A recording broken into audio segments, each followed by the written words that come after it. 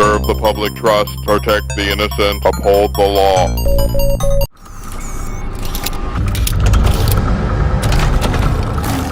RoboCop. 안녕하세요. 오늘은 좀 생소한 회사예요. 하이아토이즈라고요. 중국 회사인데요. ED209인데 저희 어렸을 적에는 에드209라고 저희 쪽 동네에서는 불렀어요. 부르는 명칭은 다른 방식으로도 부르겠지만 편의상 에드209로 불러볼게요. 이 제품은 MGM 영화사의 정식 라이센스를 받아서 생산되는 제품이고요. 사자가 표효하는 이 영화는 굉장히 고전이라서요. 88 서울올림픽 전에 나왔던 영화예요. 1987년 오리온 영화사. 이 오리온 영화사 아마 도산했을걸요? MGM에서 라이센스를 이어받아서 생산을 하는 것 같은데요. 하이아토이즈의 트위터와 페이스북이 있고요. 박스 디자인이 로보캅 1이 영화를 차용한 박스 디자인이고요. 제품 사진으로 다 해놨어요. 박스는 가벼우면서도요. 크기는 크지 않아요. 한번 열어볼게요. 굉장히 포장이 단순합니다.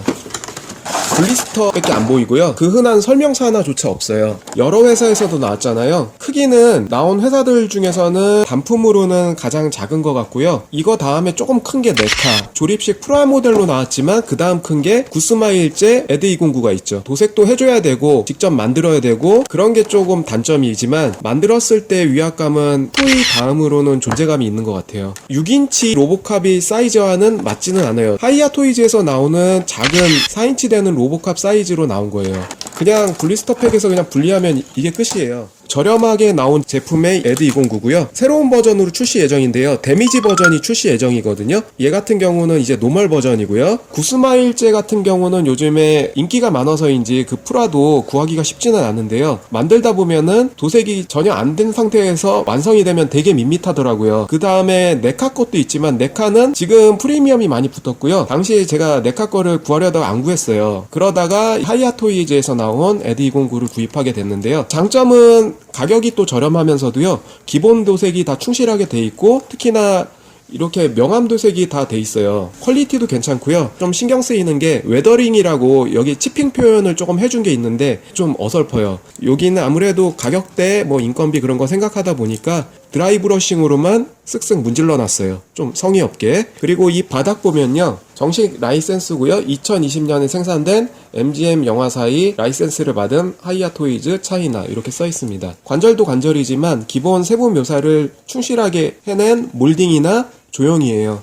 가격이 저렴하지만 음성 기믹이 있습니다. 네카제도 예전에 음성 기믹이 있었잖아요. 구스마일제 같은 경우는 그냥 음성 기믹 같은 건 생략됐어요. 가격은 크기 때문에 그런지 좀 더 비싸면서 조립을 해야 되는 건데요. 이거는 가격도 저렴하면서 음성 기믹까지 있어요. 요거를 살짝 빼주면요. 요거 다 제거해도 되는데요. 여기 스위치거든요. 굉장히 이제 음성이 작아요. 기관총을 쏘는 음성이 있고요.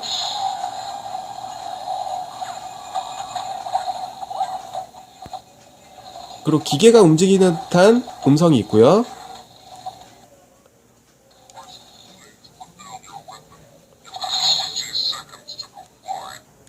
무기를 버리고 투항하라 음성이 있는데 워낙 작아서 잘 안 들리긴 해요. 세 가지 음성 기믹이 수록되어 있고요. 구멍 같은 것만 좀 뚫어줬어도 음성이 더 잘 들렸을 텐데요. 구멍 같은 게 다 막혀있기 때문에 디테일 때문에 스피커에 구멍을 내는 걸 생략한 것 같아요. 없는 것보단 나은데요. 음성 기믹이 들어있습니다. 예전에 핫토이에서 생산된 에드209 같은 경우는 전체가 고무였잖아요. 고무 갈라짐이 발생을 하는데 얘 같은 경우는 이거 플라스틱이에요. 그런 걱정은 안 하셔도 될 것 같고요. 어깨 장갑을 들어 올리면요. 이런 전선도 표현을 다 해줬어요. 영화에서 보면은 로보캅이 팔을 잡고서 데미지를 입혔잖아요. 영화처럼 그렇게까지 관절이 작동을 하는 건 아니고요. 회전 관절이 클릭식 관절로 되어 있고요. 이런 식으로 움직이게 되어 있습니다. 이렇게. 요 로켓 런처는요. 영화처럼 요게 앞쪽으로 이동을 해서 그러한 기믹은 없고요. 디테일만 표현을 해줬어요. 허리 쪽은 이렇게 돌아가요. 돌아가는 기믹만 있고 가동 범위가 좀 제한되어 있고요. 요 발 쪽은 라쳇 같네요. 이렇게 살짝씩 걸려요.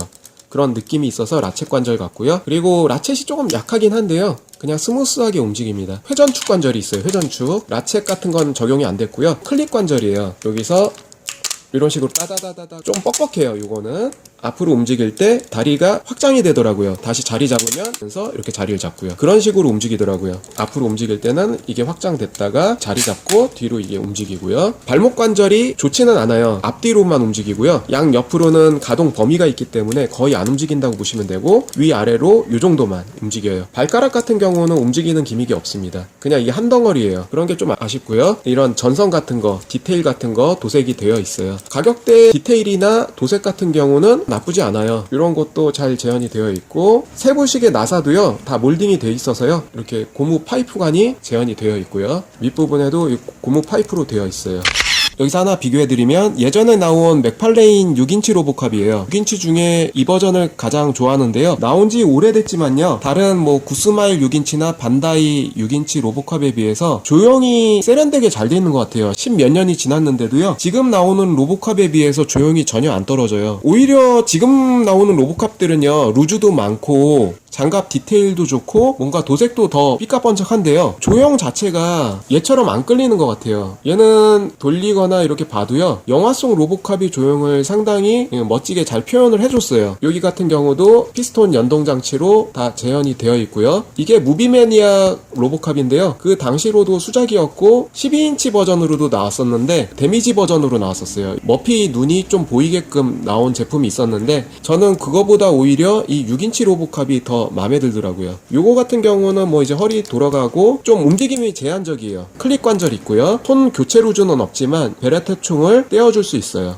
여기 열리는 기믹은 없어요. 요즘 로보캅 피규어보다는 떨어지지만 조형 자체는 지금도 다른 로보캅보다 제 기준으로는 마음에 들어요. 크기를 비교해보자면요. 6인치보다 작은 편에 속해요. 그래서 사이즈가 맞지를 않는데 당시 맥팔레인 로보캅은 베이스까지 있어서요. 로보캅을 세우면요. 에드209가 작아 보이거든요. 세워보면은 더 작아 보이기 때문에 베이스에서는 좀 내려오게 해줄 거예요. 같이 전시를 할 때 좀 더 커 보이게 전시를 할 수 있는 방법이 있는데 다리를 끝까지 올려줘 버리면요. 이 부분을 끝까지 올리면 키가 당연히 좀 더 커지잖아요. 좀 더 커 보일 수 있거든요. 이런 식으로 각도를 좀 바꿔줘도 크기가 맞아 보여요. 이런 식으로 배치만 해줘도 조금 더 영화상과 비슷해져 보이는데요. 네카나 구스마일째면은 크기가 얼추 맞지 않을까 싶습니다. 색감이나 뭐 그런 거는요 영화상과 비슷하게 나왔기 때문에 구스마일 그냥 생프라보다는 요게 좀 더 비슷한 색감이라 구입을 해봤습니다. 원초적 본능과 토탈리콜 감독하신 폴 버우뱅 감독이 1987년 12월쯤에 이제 개봉을 해서 만들게 되었는데요. 특수효과를 당시에 애니메트로닉스 기술 아니면 스톱모션 그거 아니면은 재현할 방법이 그 당시에 사실상 별로 없었거든요. 이전에도 트론 같은 CG 기술을 이용한 방법이 있기는 했지만 아직 대중화가 안 돼서 널리 쓰이지 못하고 있었는데요. 1987년작이라서 터미네이터 2보다 액체인간 T-1000, SF 영화들이 너도나도 그때 이후로 3D 그래픽 CG를 많이 쓰게 됐는데 그 이전에는 스톱모션의 대가 필티팩 같은 분이 이런 작업을 많이 하셨더라고요. 헐리우드에서요. 지금 보면은 어색함이 있지만 폴 버우뱅과 필티펫이 그 연출과 각본 같은 승리로 그런 어색함을 다 커버를 했고요. 지금 봐도 손색이 없는 게 연출도 좋았고 내용도 좋았고 유치하거나 어색하지 않게 잘 만들었어요. 또 영화 자체를요. 지금도 명작으로 추앙받는 거 아닐까 모르겠어요. 필티팩 같은 경우는 이후에 ILM에서 작업도 좀 하셨는데 주라기 공원 같은 경우는 스톱모션으로 공룡을 재현하다가요. 스티븐 스필버그 감독이 CG 자체를 많이 활용하게 되다 보니까 필티팩 감독이 오히려 스톱모션 공룡은 어색하게 느껴져가지고 스톱모션 결과물들은요 CG를 작업할 때 참조용으로 많이 쓰였다 그러고 실제 영화에는 쓰이질 못했죠.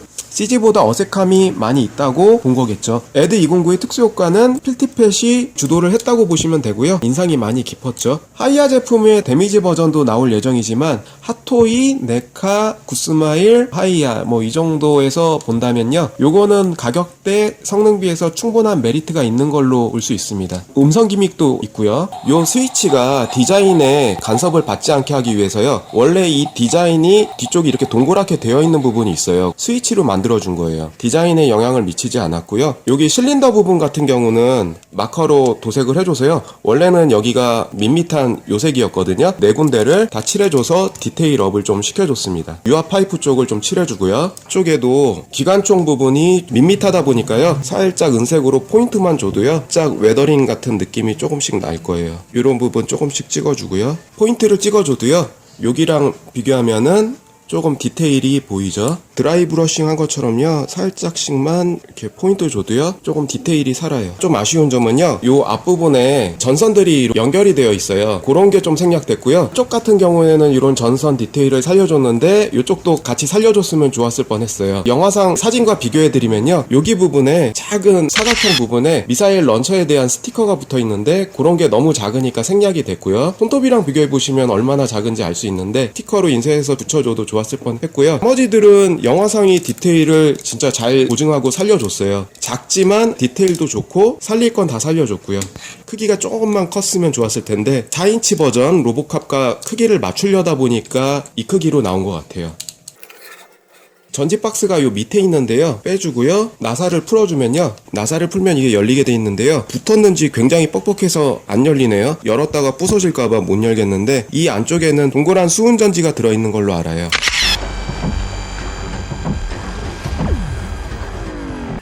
Now it's time to erase that mistake.